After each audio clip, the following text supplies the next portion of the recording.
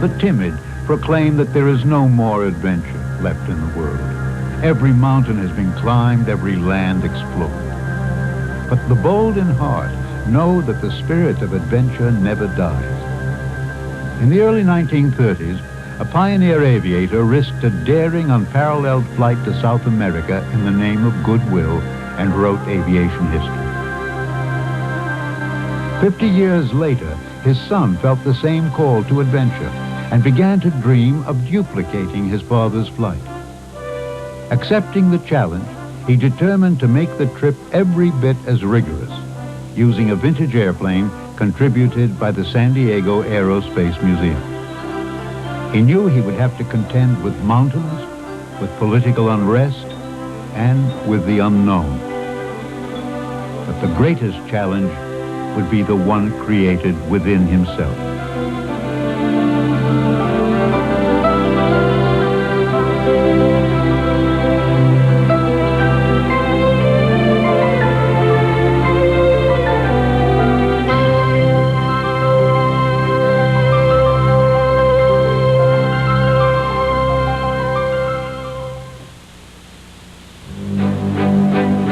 Charles Lindbergh made his extraordinary flight across the Atlantic in a Ryan airplane, he inspired a great many people.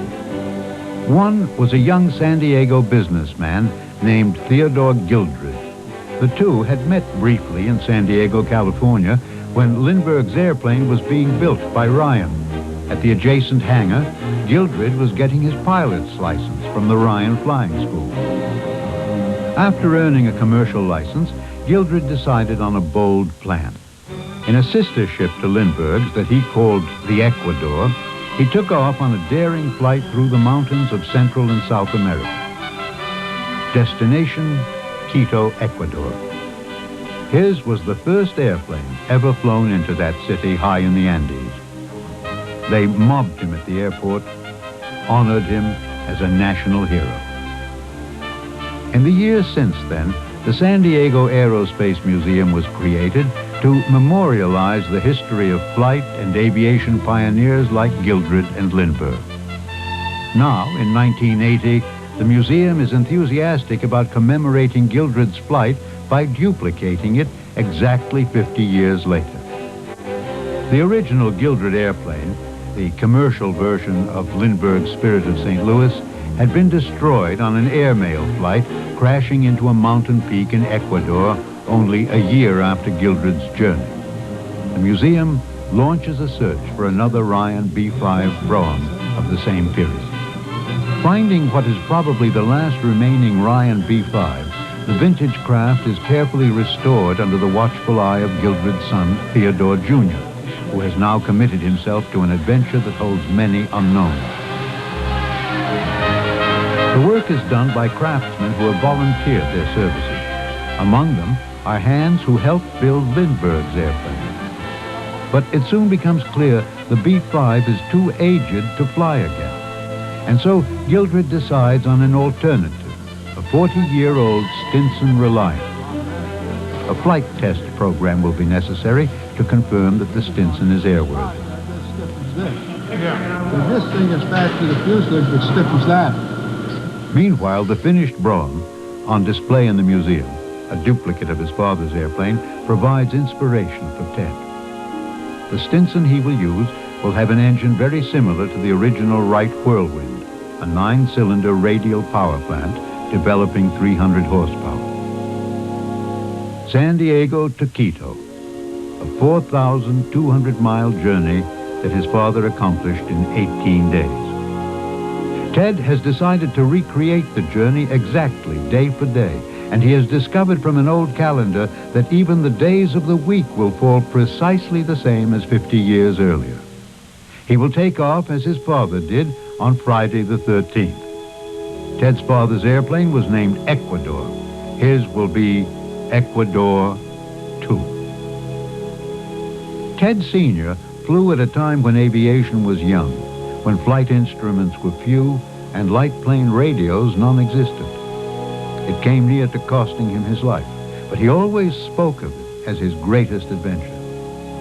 Now, Ted Jr. has accepted a challenge with hazards different, but no less risky.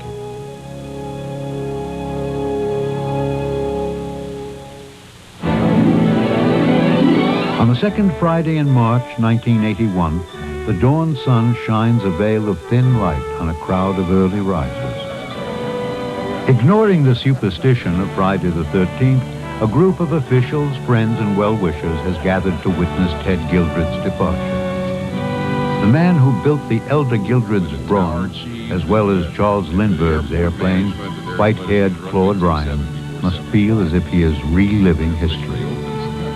San Diego's popular Mayor Wilson has provided 13 gold keys to the city to be exchanged with other cities along the way.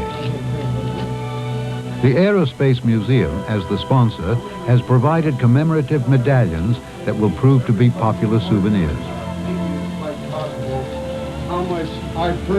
This flight is parallel in even more ways than anticipated.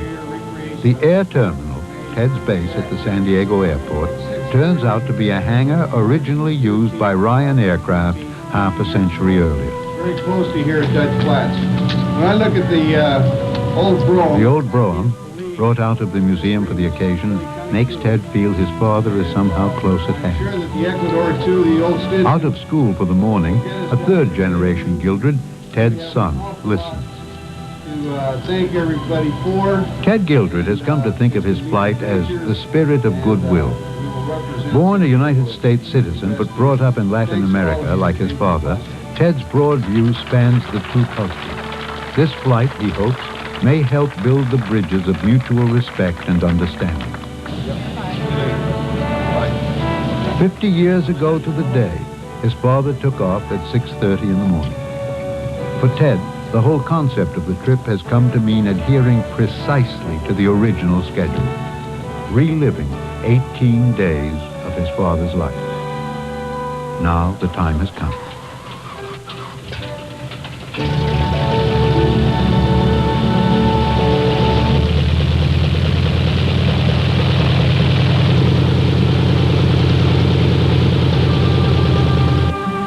The brougham, the last of its kind, starts its engine for the final time.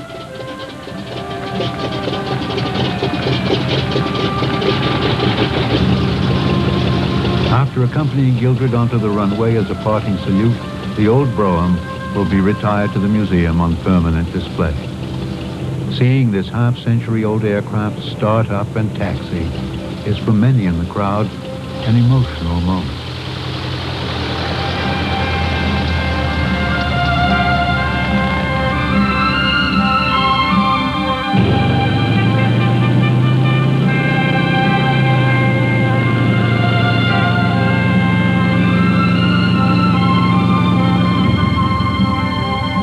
Clouds have rolled back, leaving only a thin layer at high altitude. The kind of day that makes a pilot long to be in the sky. Exactly on schedule, Ted starts his takeoff roll down the runway.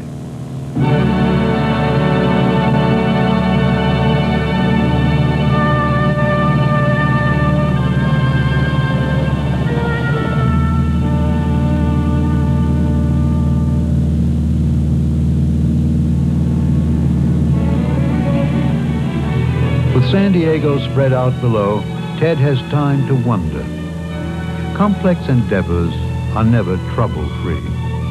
The question is not whether trouble lies ahead, but rather what kind. As co-pilot and navigator, he has recruited his friend Wally Moore, a retired Air Force pilot with thousands of hours of flight time. Air travel, even at the slower speeds of an old aircraft, shrinks time and distance. Familiar notion, even trite. But to Ted and Wally, it seems a fresh discovery as they reach the mainland of Mexico and begin to witness the rapid change of landscape. Their route will continue through Mexico, Guatemala, Nicaragua, Costa Rica, and Panama before arriving in Ecuador. As they reach the mountain foothills, the scenery changes to lush vegetation. Passing the town of Hermosillo, Ted has dropped a calling card at the place where his father had made a forced landing. The miles tick off as the temperature gradually climbs. They begin to anticipate their arrival in Guadalajara. Subconsciously aware that oil consumption is too high, Ted grows concerned. The engine performs well in the flight tests. Why should it suddenly be using oil excessively? As the flight continues, oil pressure holds, and Ted advises the Guadalajara tower of their estimated time of arrival.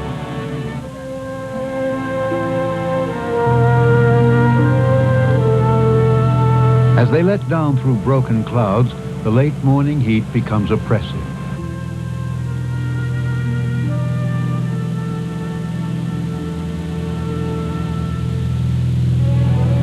Relieved at the sight of Guadalajara, Ted begins his approach to the airport. The tranquil farming landscape is little changed from 50 years earlier.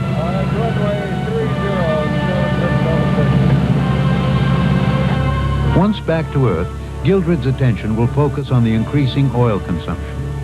Ahead lie high mountains and hours of flight over rugged, unpopulated terrain. The long-planned adventure is about to be severely challenged.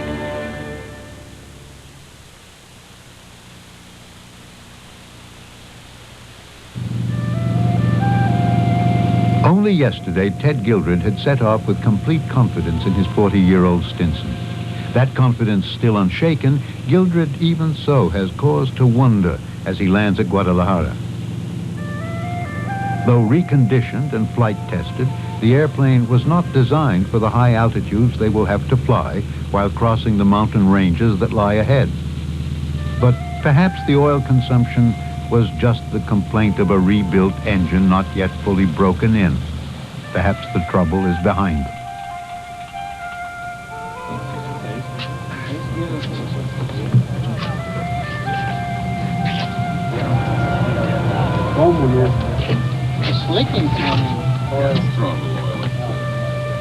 Outwardly unconcerned about the signs of a leak, Wally believes the cause may be a loose oil line. As far as I can tell, it's running about the same as always.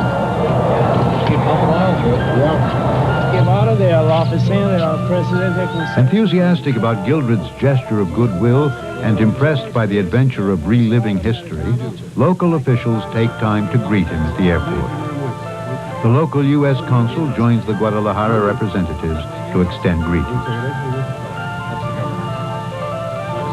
It's not until he begins filling up the oil tank that Wally comes face to face with the problem. How many cans you got in there so far? 4?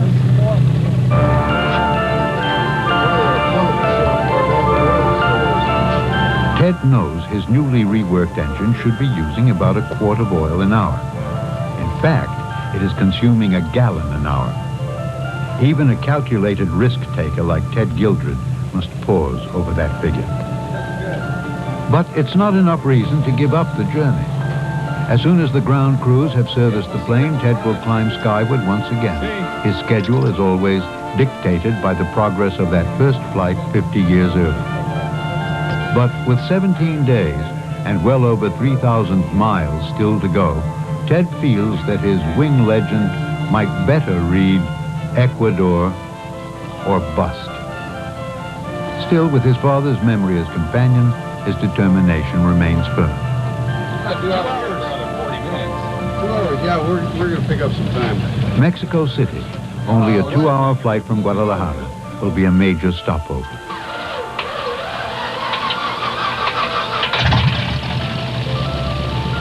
The engine starts with a smooth, reassuring sound. In Mexico City, where a service facility is available, it may be possible to find out what is causing the high oil consumption and how serious the problem is. Taxiing out, Ted is amused to recall his introduction to this airplane. A plane with a tail wheel, tail dragger in a pilot's vocabulary, does not like to steer in a straight line. As if having a mind of its own, the airplane tries to wallow down the taxiway. Much easier to handle in the air than on the ground.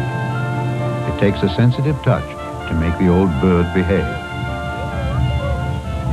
With the throttle full open for takeoff, the engine roars to 2,700 RPM, delivering its maximum power.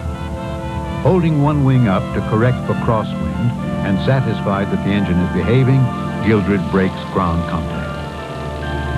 It will take almost an hour to climb high enough to cross the Sierra Mountains.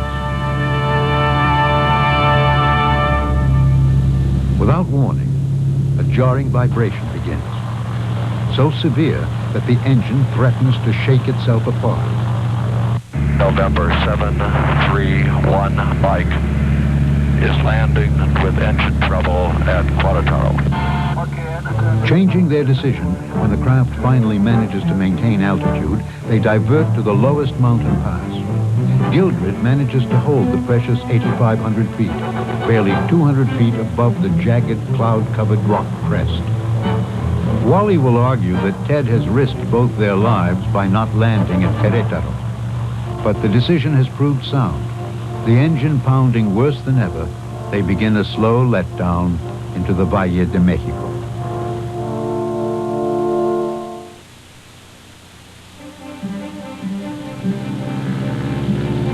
An hour and a half behind schedule because of the diversion, and with fuel running low, the Stinson taxis up to the waiting crowd in Mexico City.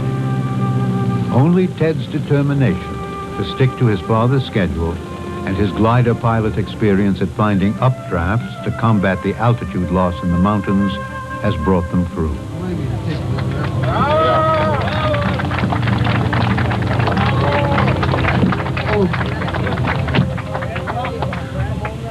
Heavy advance press coverage has built up anticipation over Gildred's historic trip. As they will find at other stops along the route, a crowd of officials, aviation enthusiasts, and the curious has gathered to pay homage. And some merely to stare in awe. I want to sit down and talk to your mechanic. I want to give you a list of things that I want him to look at. Sure, yes, I see that. Only by reaching Mexico City with its major aircraft repair station has Ted been able to keep alive the hope of maintaining schedule. Mechanics familiar with the outmoded radial engine are pulled off other jobs and work day and night to complete the repairs in time. They find that something, possibly a seized valve caused by the hot flying weather, has ruined two of the cylinders. As a precaution, Ted has brought along two spares. Now, both are used to repair the engine.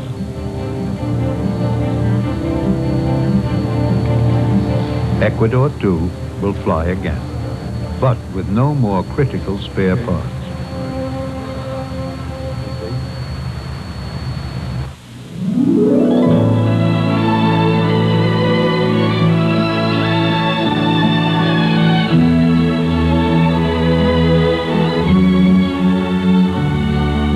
By a happy chance, the schedule has provided for a layover here in Mexico City because 50 years ago, the senior Gildred was grounded by bad weather.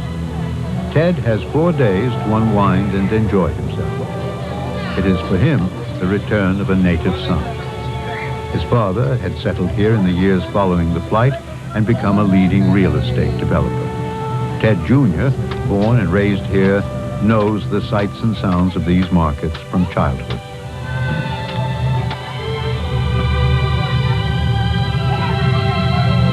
Fresh coconut juice for a pretty girl from one of the colorful street mercados.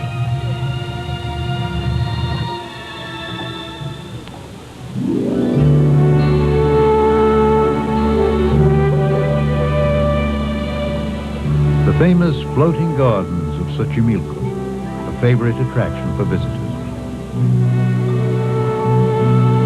Mexico City, the oldest city in North America, was built on the ruins of the ancient capital of the Aztecs and combines the cultures of the Indians and the Spaniards with the sophistication of the 20th century.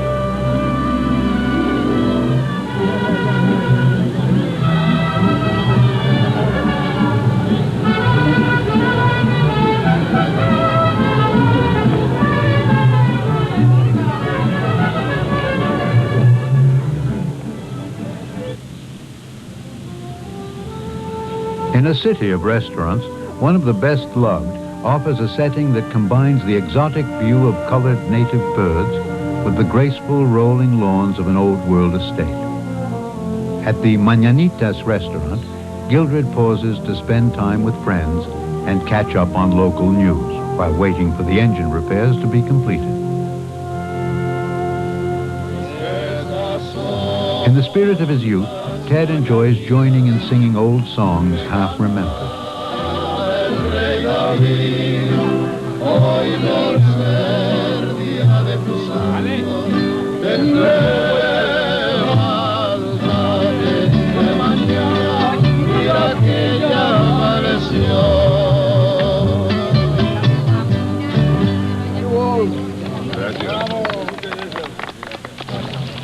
Escape like this from the pressures of the schedule is rarely possible.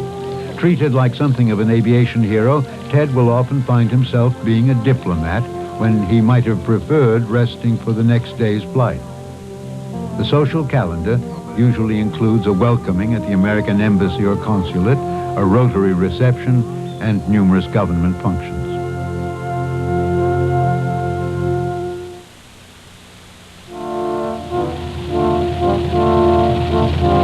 Tuesday, March 17th. Barely in time to make the hoped-for Wednesday departure, the engine repairs are completed. The two pilots observe anxiously. Wally, himself conducting the first run-up of the engine, listens carefully before pronouncing it fit. Ted, trusting Wally's judgment, is concerned about being ready for a dawn takeoff.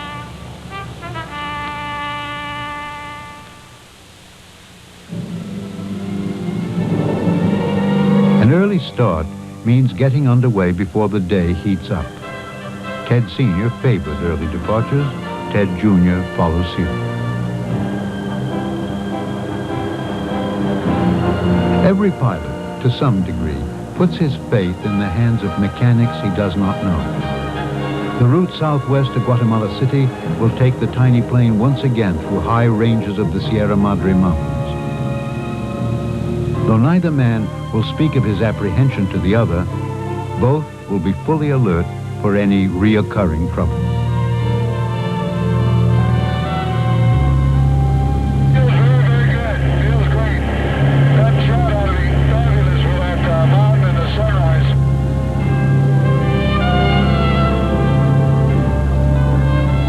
Everything's fine. Temperatures look good, and engine feels very smooth.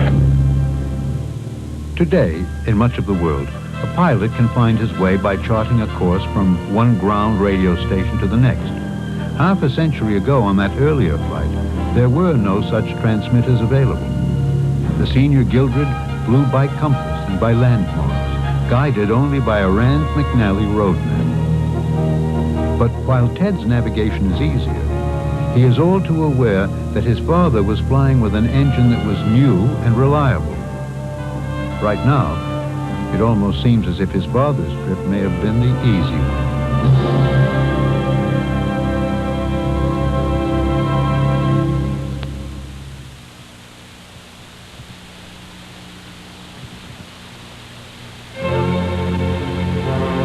Leaving Mexico on the 6th day of his trip and still keeping step with his father's schedule, Ted Gildred crosses into Guatemala.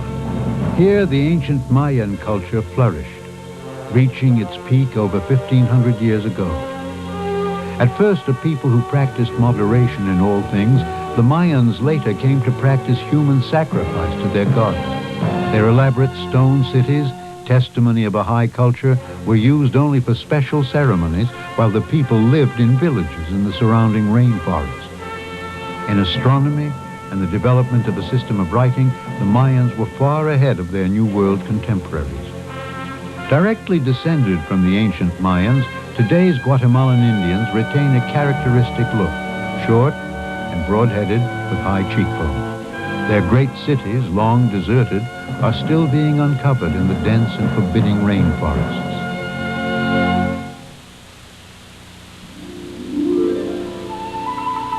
At the airport in Guatemala City, a pioneer of Guatemalan aviation brings Ted a very special greeting. Colonel Morales Lopez, accompanied by a prominent official, Colonel Vargas, provides an eyewitness account from 50 years ago. I remember when the gentleman came in a Ryan, I think it was a B-5, and in his way to Quito, Ecuador. We entertained him as he deserved, and then we saw him taken up next day, and we kept in touch, practically in touch with him in all his way down to Ecuador, and we were very happy to hear that he made a very successful flight.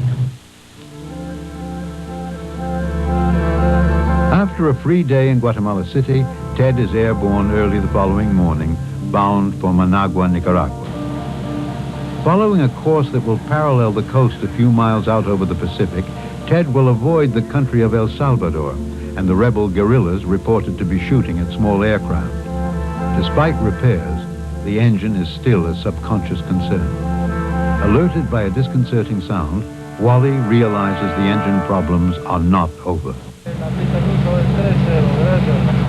Miles from the nearest airport, without a safe place for an emergency landing, caught between the sea, rainforests, mountains, and over a country emerging from a communist takeover. Vibrating badly, the engine continues delivering power for the descent into Managua. Ted lines up the Stinson for landing as emergency trucks wait alongside the runway.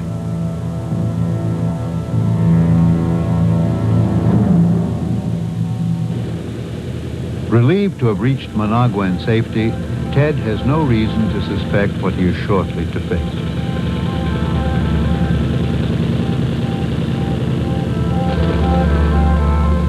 Even before leaving the airplane, Ted notices the first indication of what is taking place in Nicaragua today. The turboprop cargo plane is a Russian-built craft of Cubana Airlines on its way back to Cuba. Signs of military activity are much in evidence. The Nicaraguan delegation, curious about the old plane and its engine trouble, gathered to question Ted. Polite, if not overly friendly, it is a change from the usual reception committee. We're pleased to be here and looking forward to exchanging or giving you a key to the city of San Diego sent by Mayor Pete Wilson as a gesture of real friendship between our city of San Diego and the city of Managua. Thank you. At each stop, the exchange of keys to the city and souvenirs of the trip has been a much appreciated gesture. Here in Nicaragua, it seems as if the government does not quite know what stance to take. But despite assurances that this is truly a private goodwill mission sponsored by the Aerospace Museum, there lingers a wary suspicion that the flight may really be a project of the United States State Department. Wanting to be polite, yet apprehensive of being duped, the spokesman walks a narrow line of uncertainty and brings the little ceremony to a close with a curt gesture of finality. Aware of tension they have found nowhere else, Wally Moore is not anxious to remain. Left to wait in a holding area, they hear a sound outside. A military cargo aircraft lumbers past, symbol of the recent overthrow. The Minister of Culture, Father Cardinal, ironically a Catholic priest, is the only high government official to greet the San Diego aviators. He shows an interest in the pamphlet describing the Goodwill flight. Responding to a question, he gladly expounds on the new power structure in Nicaragua, while the large portrait of Carlos Fonseca, father of the Sandinista movement, makes all the visitors uncomfortable. Ever-present military guards, hardly more than youngsters, do little to ease the tension. At other stops, clearances are issued on the spot. Here, in a climate of suspicion, the delay for document inspection seems interminable. When clearance finally comes, Ted wastes no time. Not waiting even to check the rough engine, he decides to leave this tense climate as soon as possible. It is, Ted knows, a calculated risk. To improve the odds, he has had all unnecessary items unloaded from the plane to reduce weight. Only minimum fuel has been added.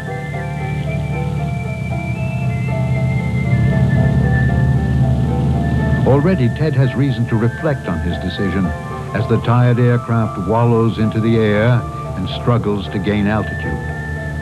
The vibration is still there, and the horsepower being delivered to the propeller is less than it should be.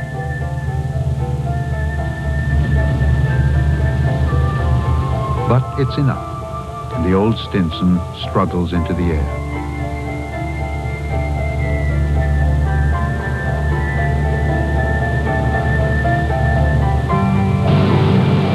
Wally, who is responsible for maintenance and repair of the plane, faces a difficult challenge.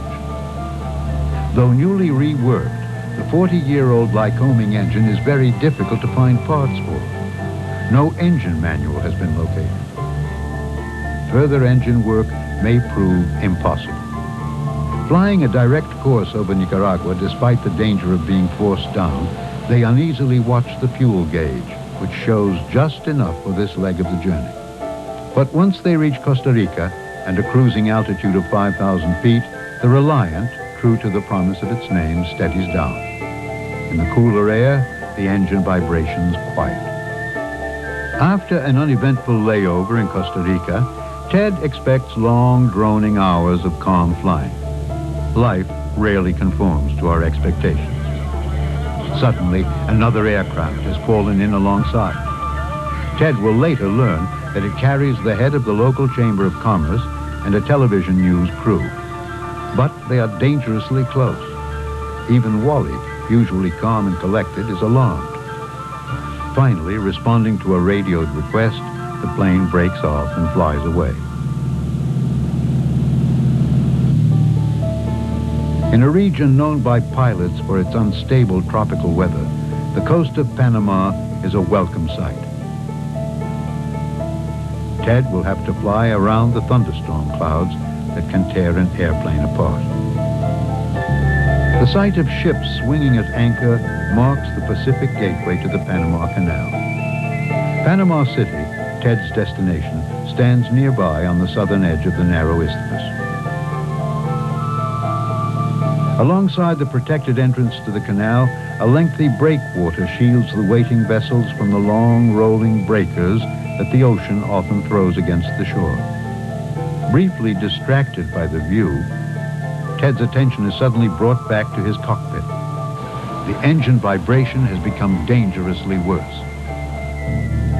Flying at 2,500 feet and unable to climb, Ted once more faces the possibility that they will be unable to reach the airport.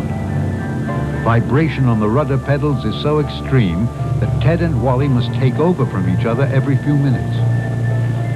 It is late afternoon, hot and muggy, when Ted finally eases back the throttle and lets the Stinson glide gracefully but still shuddering to the runway of old Paitilla Airport.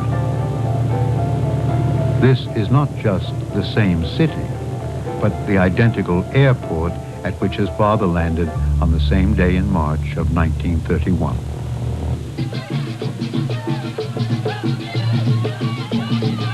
Warmed by the outgoing friendliness of the waiting crowd, Ted returns their warmth in kind. Yet, outwardly relaxed and happy, he is inwardly tense. The trip cannot continue with the engine in its present condition. The goal of adhering to his father's schedule, achieved till now, may at last have to be abandoned. But Panama has staged a celebration in Ted's behalf. He will not let fear of disappointment intrude on the festivities.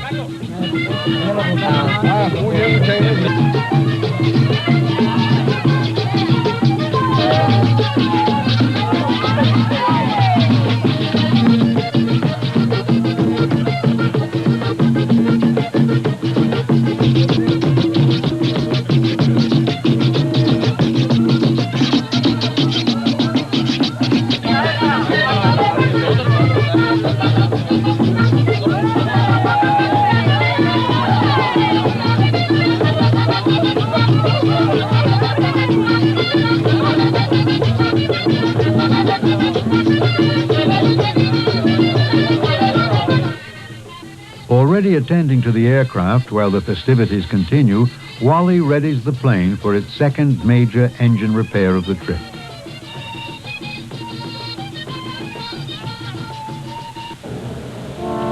Then the two pilots help move their plane into the hangar. How soon it will be ready to leave is the unanswered question on which the success of the mission depends.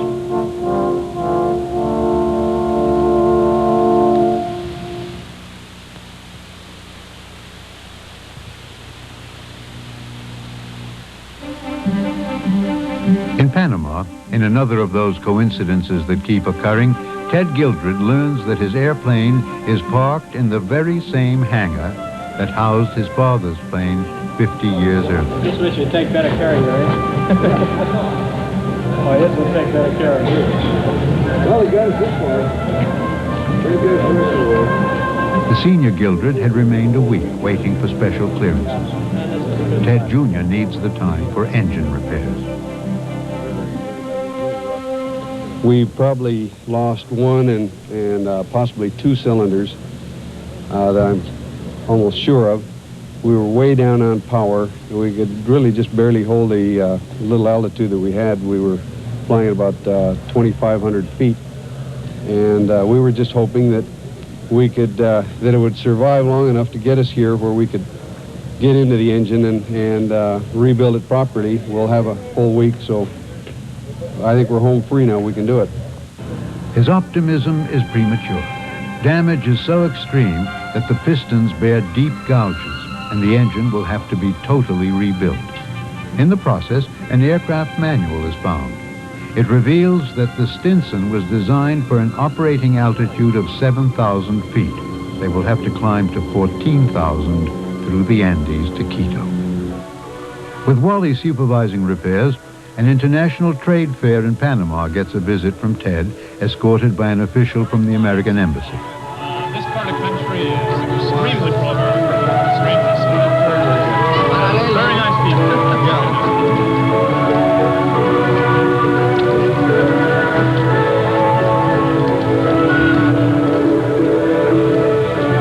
Outside the buildings housing the cultural and scientific exhibits are familiar scenes, typical of a market day in nearly every Central American city. And then there's something brief on what AID is doing here by way of watershed projects and particularly along the watershed. By the end of the week, engine repairs have been completed. Concerned by thoughts of the high altitude flying ahead and conscious of the two near failures, Ted calls for a lengthy run-up. From the time when this trip was still in the early talking stages, he has known that the whole adventure represents a calculated risk. By now, he has already made several decisions against the odds in order to keep the dream alive. Knowing that a man who plays against the odds too many times must lose in the end, he has scheduled a test flight to follow the run-up. Compounding matters, he will soon learn that Panama air regulations prohibit test flights after dark. Permission is finally obtained from the Director of Civil Aviation, who personally authorizes a nighttime test flight of the untried engine.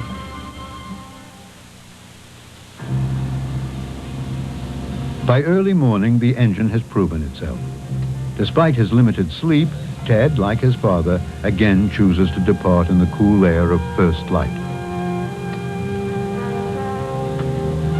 As a concession to safety for the over-water flight from Panama, he has donned a flotation life jacket.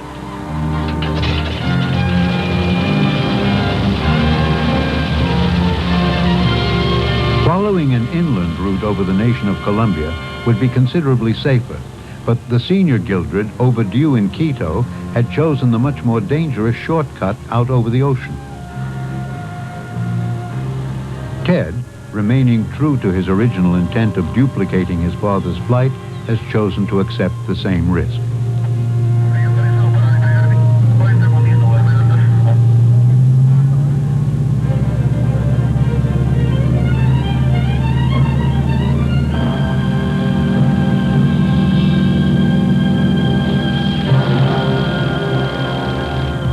In some ways, the most hazardous leg of the trip, their route will carry them out to sea 300 miles from land and into an area with some of the most dangerous and predictably bad weather in the Western Hemisphere. They have equipped themselves with life raft and emergency locator radio and survival instructions from the Navy. Ted remembers his father often talking of this leg on which he had no survival equipment, no radio of any kind. He had no weather reports and no knowledge of where he would be able to land. The difference in power between now and the way it was running before. Unbelievable. Before the trip and all along the route, strangers have gone out of their way to help. The original Ecuador had carried aircraft number NC-731M, currently assigned to a pilot in Florida, who has agreed to loan it for the duration of the trip, so Ecuador 2 can carry the same number. Now concern grows as the skies become progressively darker, the first foreboding of difficult weather ahead. He has a challenging task to face and decides it cannot wait. Knowing the plane's tanks could not hold enough fuel for this 5-hour leg, Ted has devised a simple but hazardous scheme. Extra cans of fuel have been stored behind the pilots. Wally, climbing in back, now pours the gas into an auxiliary tank installed under the rear seat. All radios are shut off to reduce the chance of sparks. Windows open wide against the deadly fumes. With the weather growing continually more threatening, the transfer is finished just in time. Both pilots will soon be too busy for anything but controlling the aircraft.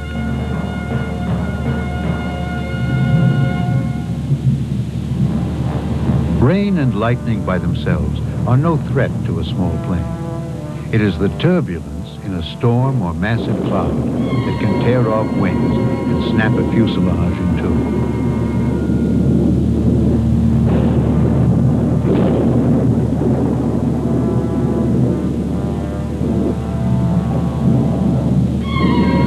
They slow the plane, knowing this will reduce the risk of overstress. The old airframe, fatigued from its 40 years of flying, develops myriad leaks that run down onto the pilots, soaking their charts.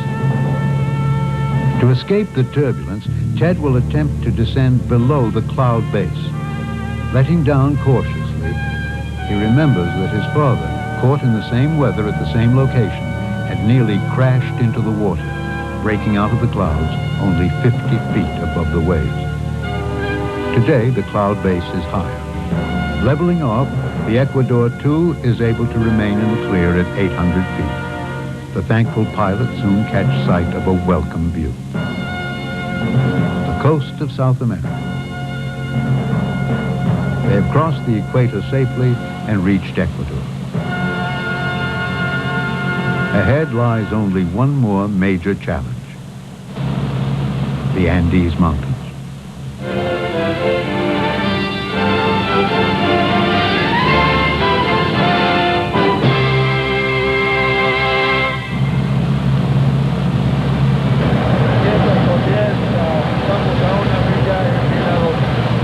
But before facing that ordeal, they have some unexpected fun in store. Salinas, Ecuador's leading beach resort, is also home to the country's Air Force Academy.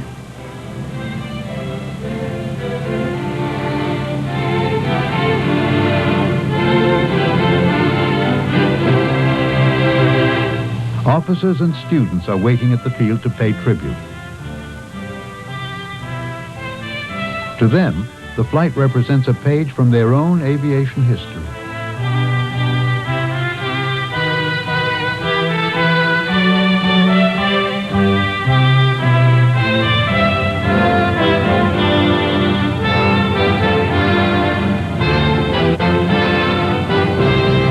Charles Lindbergh, the inspiration for the earlier Gildred's flight, spent 33 cramped hours in his tiny cockpit.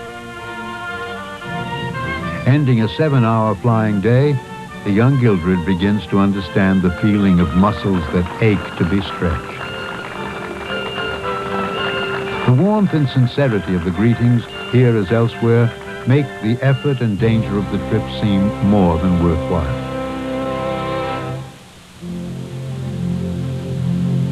The Academy has arranged to give the taste of a more modern kind of flying. In a borrowed flight suit, the fierceness comes built in. Wally, whose Air Force years were spent at the control of SAC bombers, welcomes the chance to remember the sensations of high-performance aircraft. Delighted at the opportunity, Ted is strapped into his T-34 turboprop trainer.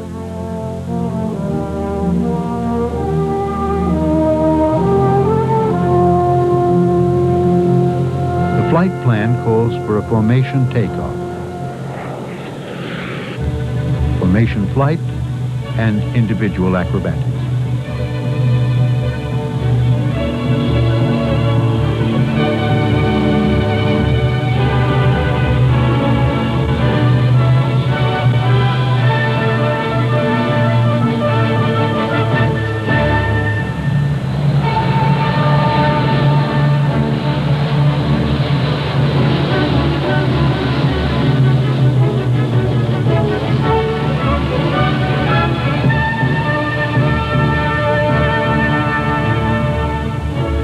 Excited as a youngster with a new toy when given the controls, Gildred tries his hand at a barrel roll.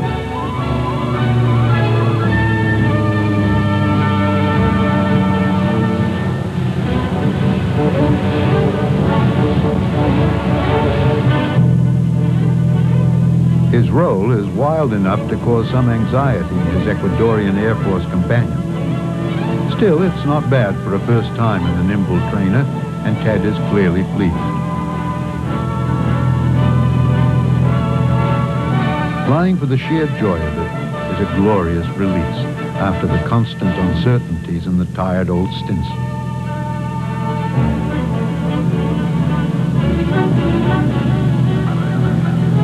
As the planes rejoin for landing, Ted must begin once again to focus his concentration and prepare his mind. On the flight so far, he has overcome difficult challenges, but none so awesome as what lies ahead.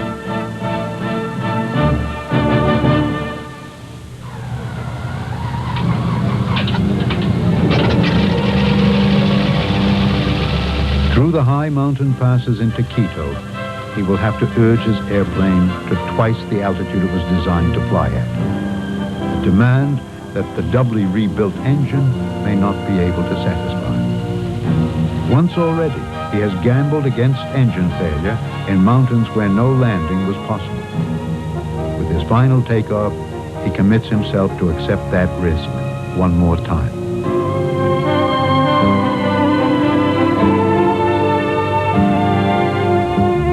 On several occasions, the journey has seemed blessed with unaccountable good luck. Now it happens again. Exactly 50 years ago today, Ted's father triumphantly reached his destination of Quito. For Ted Jr. to achieve the goal he has set himself, he must arrive there this very day. For weeks, the passes have been obscured by clouds and weather.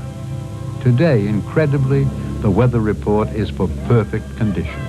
Few clouds and unlimited visibility, a situation rarely encountered in the high Andes. A military escort plane joins the Stinson. The honor guard is flown by Colonel Jaramillo, Commandant of the Air Force Academy. Miraculously, the engine cooperates as much as the weather. Even in the thin air of 14,000 feet, its 300 tired but diligent horses labor on without missing a beat.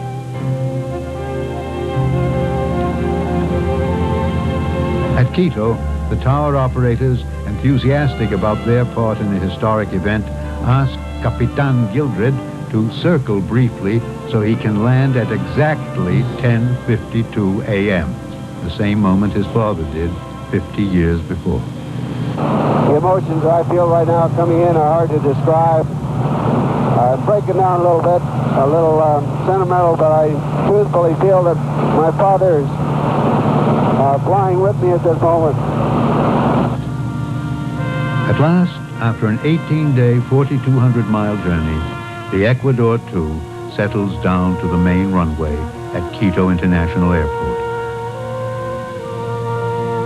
The last landing, for it will soon become a goodwill gift to Ecuador from the San Diego Aerospace Museum. Trusting his life to a 40-year-old aircraft, Theodore Gildred Jr. has succeeded in what he set out to do.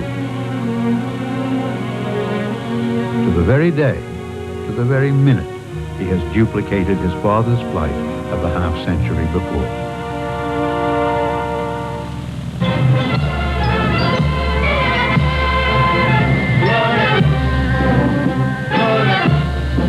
Barely showing the strong emotion he must now feel, Ted accepts the formal greetings and learns that a special postage stamp has been issued commemorating the 50-year anniversary flight.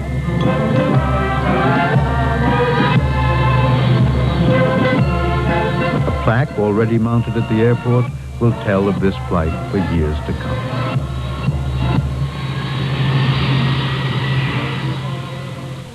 It has been written, to be a man is to be responsible, to feel that by placing one stone, you contribute to building the world. In a unique way, Ted Gildred has met that challenge. In doing so, he has answered the same call to adventure as his father.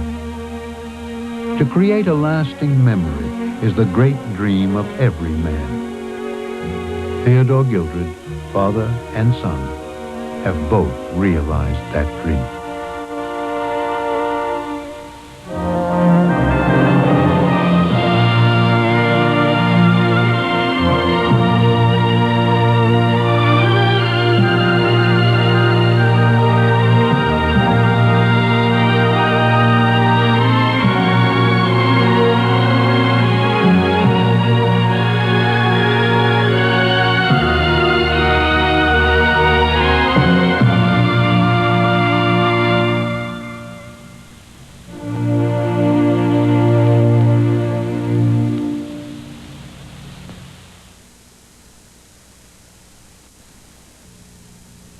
Mr. Ryan, Ted, we're particularly honored today. In September 1982, T. Claude Ryan, a San Diego aviation pioneer and builder of Charles Lindbergh's Spirit of St. Louis aircraft, passed away.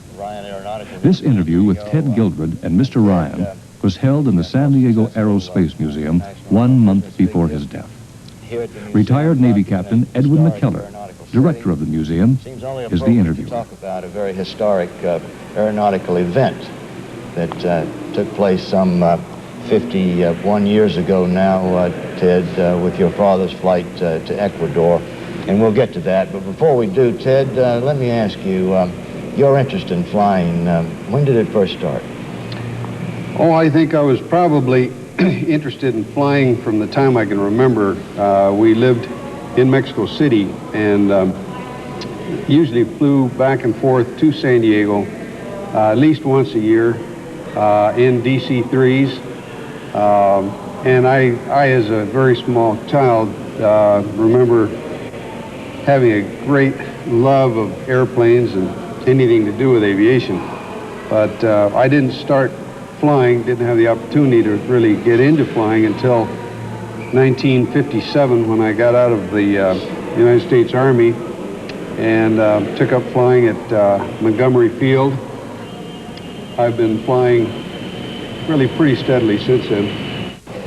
Let's, if we can, gentlemen, take a step back in time to 13 March 1981. Ted, it's Lindbergh Field. It's the recreation of your dad's historic flight 50 years to the day from that famous flight in 1931.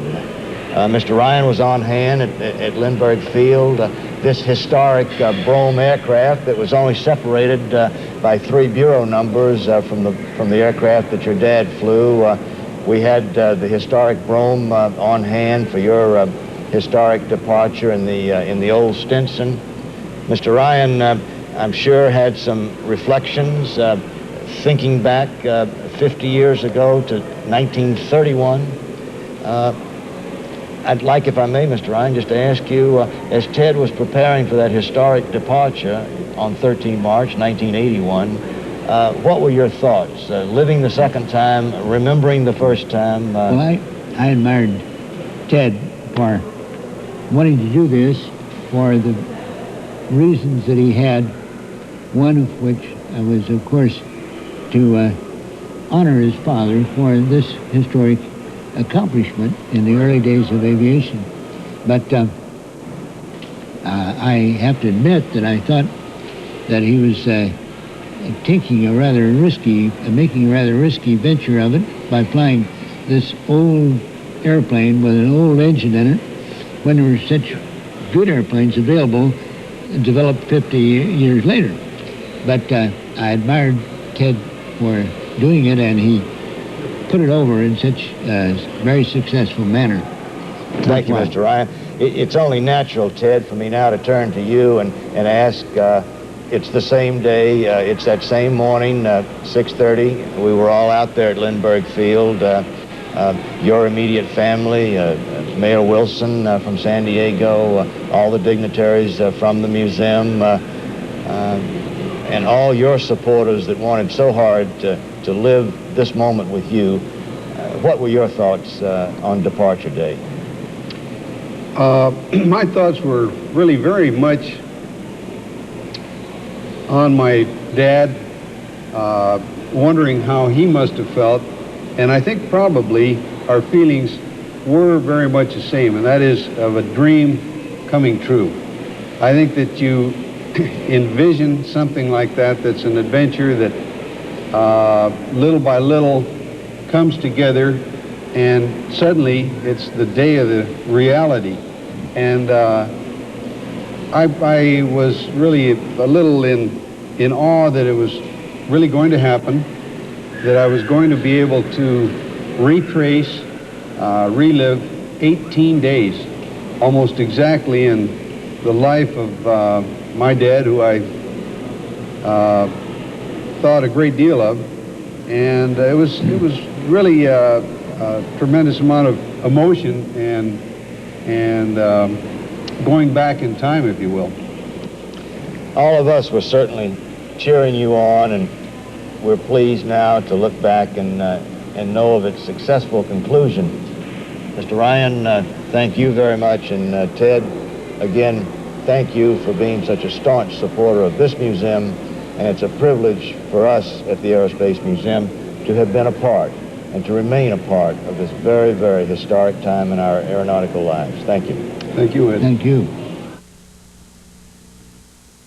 Coming up next at 3 o'clock, stay tuned for Sports America. Are you a member of KPBS?